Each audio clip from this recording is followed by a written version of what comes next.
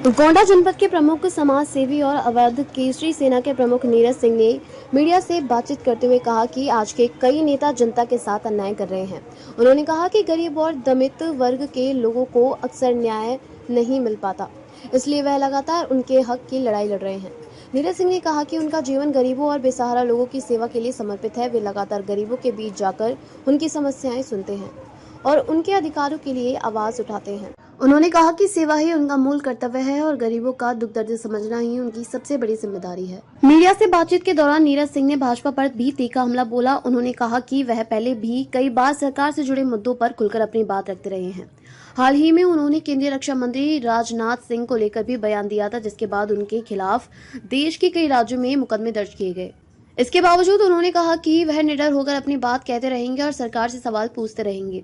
नीरज सिंह ने यह भी कहा कि समाज में हिंदू मुस्लिम एकता बेहद जरूरी है। उन्होंने कहा कि अवध केसरी सेना के माध्यम से वह समाज में भाईचारा और एकता का संदेश देने का काम कर रहे हैं। इस दौरान उन्होंने गोंडा में डीएम आवास के सामने हुई गोलीबारी की घटना का भी जिक्र किया, जिसमें सुरजीत सिंह को गोली लगी थी। इस पर नीरज सिंह ने कहा कि महाकाल जी का आशीर्वाद है, उन्हें कुछ नहीं होगा।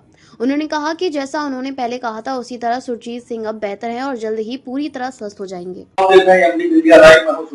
समय हमारे साथ मौजूद है अवध केसरी सेना के प्रमुख नीरज सिंह, जो कि अपने बेबाक अंदाज में जो अपनी बात रखते हैं, इनके ऊपर मुकदमे भी कई सारे लिखे गए हैं, क्योंकि ये सरकार के खिलाफ भी जाकर के अपनी बातों को रखते हैं। जनता के बीच में इनका प्रतिदिन एक दिन सहयोग रहता है। जनता के गरीबों के बीच में जाकर अपना सहयोग करते हैं। सबसे पहले आपका स्वागत है।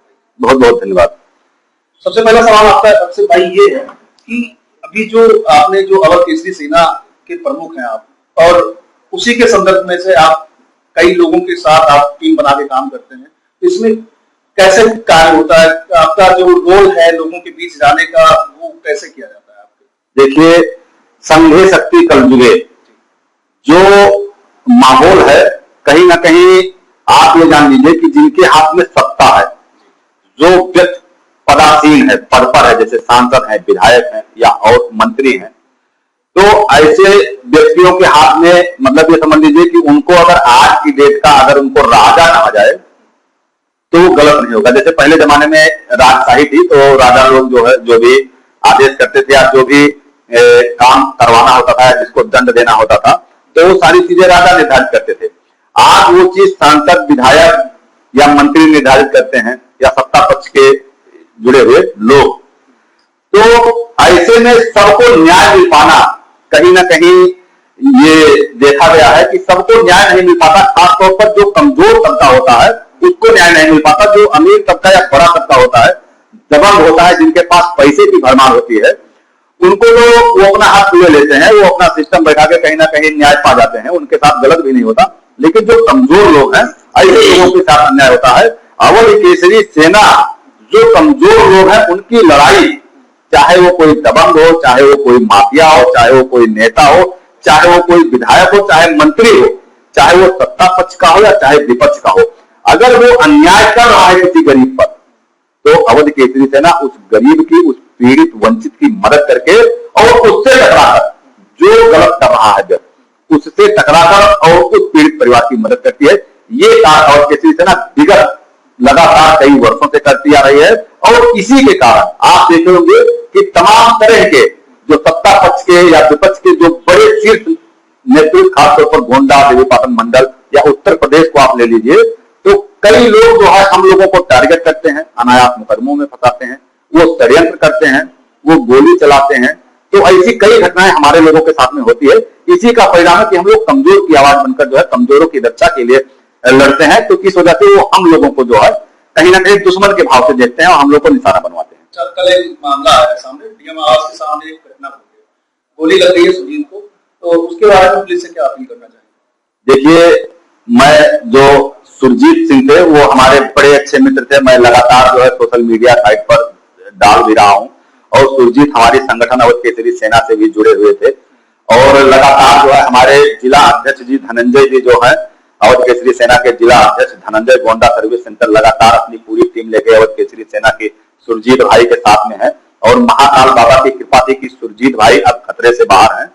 जो गोली लगी उसमें सुरजीत भाई अगर देखा जाए तो सुरजीत भाई का उसमें कोई रोल नहीं था, वो थर्ड पर्सन थे। अब किस कारण उनको टारगेट कर लिया गया मैं अब तक नहीं समझ पाया हूं। जो कि राम सिंह का नाम आ रहा है कि राम सिंह ने गोली मारी, वो लक्ष्मण सिंह के भाई थे। आप लोगों का घर त्योराती है, त्योराती प्रधान जी से भी कल हमारी बात हुई, करीब 20 मिनट तक बात हुई।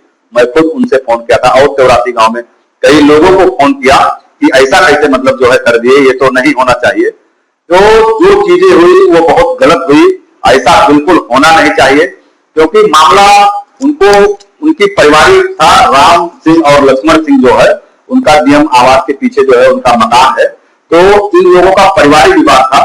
और लक्ष्मण सिंह के यहाँ पर जो है सुरजीत के जो भाई हैं छोटे अजीत सिंह, वो अपना कारभार देखते हैं। तो ये लोग अपना बैठे थे, कुछ बातचीत कर रहे थे, उसमें सुरजीत भी आ गए। सब बातचीत हो रहा था कि हाँ सुलह सपाटी से सब चीज अच्छे से हो रहा था। उसमें राम सिंह लाए अपना 12 बोर का असलहा और डायरेक्ट जो है सुरजीत जी के ऊपर जो है चला दी। और सुरजीत जी को वहीं पर जो है मरणासन अवस्था में ये लोग ओएन पांडे के यहाँ लेके गए। मुझे खबर लगी, हम लोग पूरी टीम लेकर ओएन पांडे जी के यहाँ पहुंचे, लेकिन यहाँ जो है ओएन पांडे जी रेफर कर दिए कि मामला क्रिटिकल है। तो इसके बाद लखनऊ ले जाया गया और लखनऊ और केसरी सेना की पूरी टीम वहां पर लगी हुई है। भगवान महाकाल की कृपा थी, मुझे पूरा विश्वास था। क्योंकि मैं अपने दर्शकों को और अपने देशवासियों से कहना चाहता हूं कि जो महाकाल बाबा का दर्शन किया है वो कभी अकाल मृत्यु नहीं मर सकता। वो किसी भी धर्म का हो, किसी भी जात का हो, किसी भी मजहब का हो, ये मेरा मानना है। मैं 2 प्रमाण बता सकता हूँ, प्रत्यक्षम प्रमाण, प्रत्यक्ष को प्रमाण की आवश्यकता नहीं हुई होती। हमारे नील बाबा जो है महाकाल के बहुत बड़े भक्त थे और नील बाबा को गोली लगी, नील बाबा को गोली लगी और बहुत क्रिटिकल कंडीशन था, 15 दिन तक वेंटिलेटर पर थे। लेकिन महाकाल बाबा ने उनको जो है जीवन दान दिया। और कल सुरजीत भाई को भी गोली लगी और मैं फोटो महाकाल बाबा के दर्शन वाला मैं सोशल मीडिया पर भी लगाया था और अपने मित्रों से कहा कि ये महाकाल बाबा के दर्शन किए हैं, इनको कुछ होगा नहीं, बचेंगे, भगवान इनकी रक्षा करेंगे। और रात तक जो है हमको ये खबर मिली कि खतरे से बाहर है। 14 छर्रे जो है निकाल लिए गए, 6 छर्रे अभी भी जो है शरीर के अंदर है। उनकी प्रक्रिया मतलब चल रही है, डॉक्टर बोल रहे हैं कि हाँ उन पर भी जो है काम किया जाएगा, निकाला जाएगा, लेकिन खतरे से बाहर है। और ये सभी गोंडा वासियों समेत सभी देशवासियों की कृपा है, दुआओं का असर है कि हमारा भाई खतरे से बाहर है। और पुलिस पर मैं आता हूं कि पुलिस जो है अच्छा कार्य कर रही है। माननीय जो कप्तान साहब हैं उनके नेतृत्व में गोंडा की पुलिस ने तत्परता से जो है जो भी अपराधी था उसको पकड़ा गया और उसको नगर कोतवाली में बंद किया गया है। पूछताछ सारी चीजें जो है पुलिस कर रही है। पुलिस का कार्य इस मामले को लेकर बहुत ही सराहनीय था और मैं कप्तान साहब को बहुत बहुत धन्यवाद अर्पित करना चाहता हूं कि इतना तत्काल जो है आपने जो भी आरोपी था उनको पकड़कर और सलाखों के पीछे आपके बहुत बहुत धन्यवाद के आप पात्र हैं।